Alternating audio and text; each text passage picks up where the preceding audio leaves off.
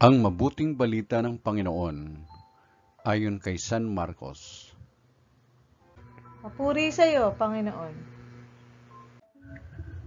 Noong panahong yun, sinabi ni Jesus sa mga tao, ang paghahari ng Diyos ay may tutulad sa isang naghahasik ng binhi sa kanyang bukid. Pagkatapos niyon, magpapatuloy siya sa kanyang pang-araw-araw na gawain. Tutubo at lalago ang binhi nang hindi niya nalalaman kung paano.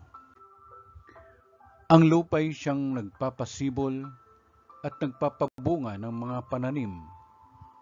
Usbong muna, saka uhay na, pagkatapos ay may hitik sa mga butil. Pagkahinog ng mga butil, agad itong ipagagapas sapagkat dapat nang anihin. Sa ano natin ihahambing ang paghahari ng Diyos? Sabi pa ni Jesus. Anong talinhaga ang gagamitin natin upang ilarawan ito? Tulad ito ng butil na mustasa na siyang pinakamaliit sa lahat ng binhi. Kapag natanim na at lumago, ito'y nagiging pinakamalaki sa lahat ng puno ng gulay. Nagkakasanga ito ng malalabay. Ano pat ang mga ibon ay nakapamumugad sa mga sanga nito.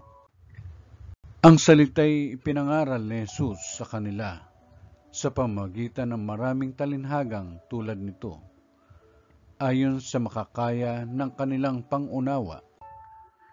Hindi siya nangaral sa kanila nang hindi gumagamit ng talinhaga, ngunit ipinaliwanag niya ng sarilinan sa kanyang mga alagad ang lahat ng bagay.